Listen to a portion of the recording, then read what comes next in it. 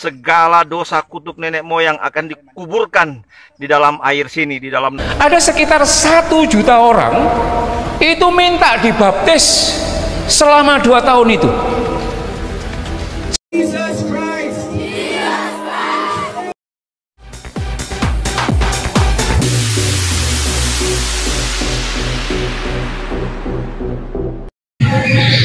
Shalom saudara-saudara yang diberkati oleh Tuhan kita Yesus Kristus. Puji Tuhan, jumpa lagi dengan saya Pendeta Edison Senayan dari kota Manado.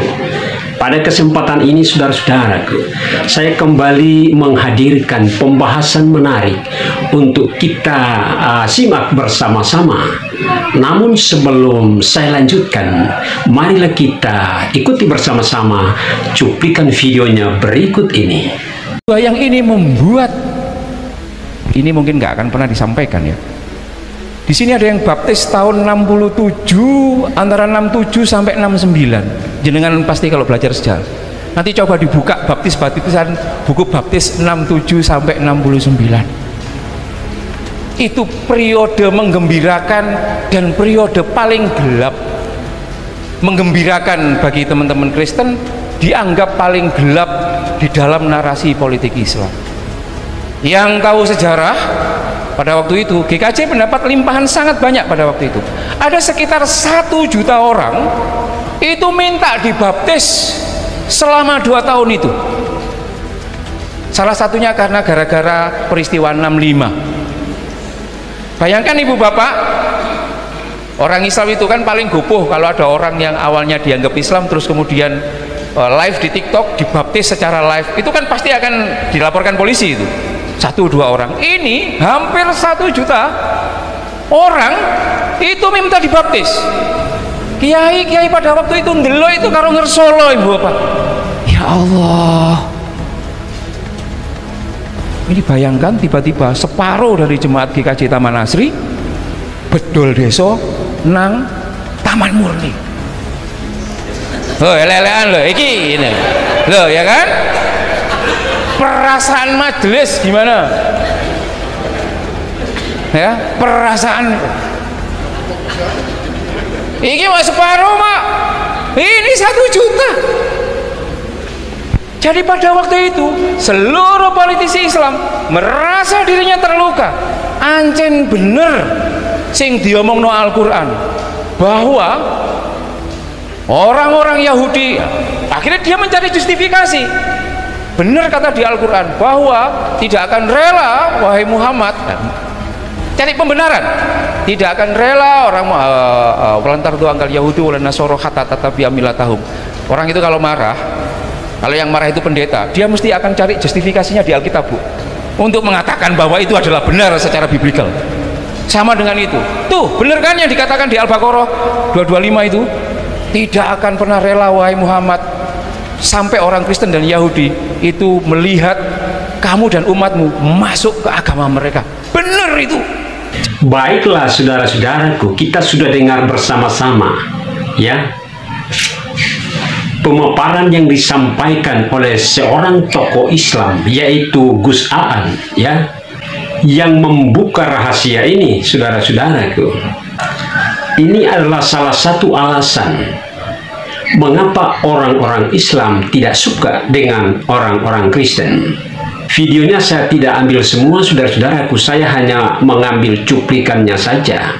Tetapi ketika saya menyaksikan video lengkapnya, ya, ada kurang lebih 10 menit saudara-saudaraku. Ceritanya seperti itu, ya. Ceritanya seperti itu. Mengapa orang-orang Islam tidak suka dengan orang-orang Kristen? Seperti tadi sudah diungkapkan oleh Gus Aan, salah satu penyebabnya adalah, ini khusus Islam di Indonesia, salah satu penyebabnya adalah peristiwa pembaptisan massal 1 juta orang selang waktu tahun 1967 sampai 1969. Dan yang menjadi penyebab utamanya adalah peristiwa politik yang terjadi pada tahun 1965. Dalam penyampaian tadi oleh Gus Aan bahwa orang-orang Kristen pada waktu itu tidak memanggil mereka untuk dibaptis, tetapi mereka sendiri minta dibaptis, ya. Mereka sendiri minta dibaptis. 1 juta orang itu minta dibaptis. Dan kita harus tahu membedakan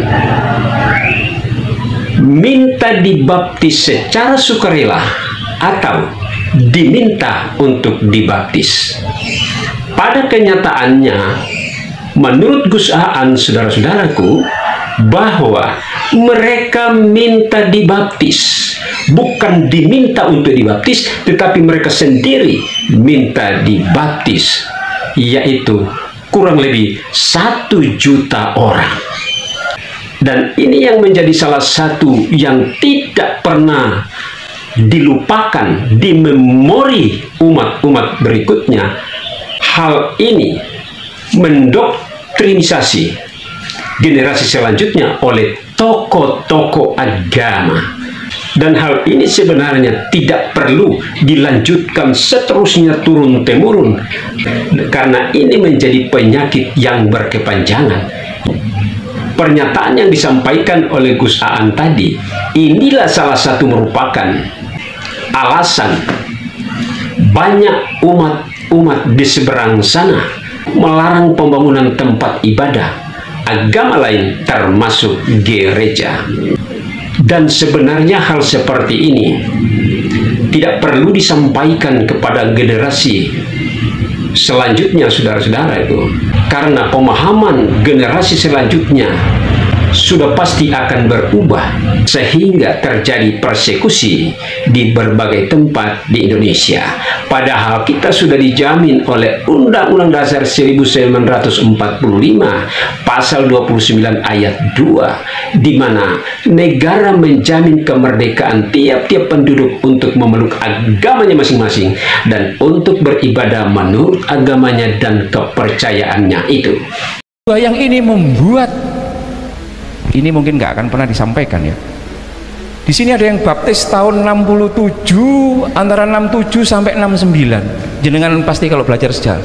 Nanti coba dibuka baptisan buku baptis 67 sampai 69. Itu periode menggembirakan dan periode paling gelap.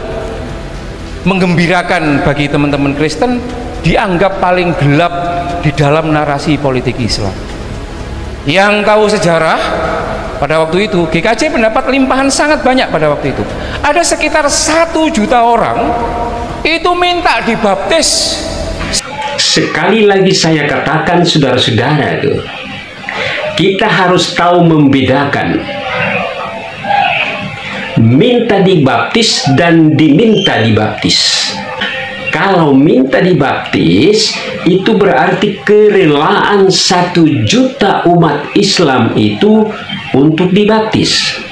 Kalau diminta dibaptis, itu berarti orang-orang Kristen meminta mereka untuk dibaptis. Jadi kita harus tahu membedakan.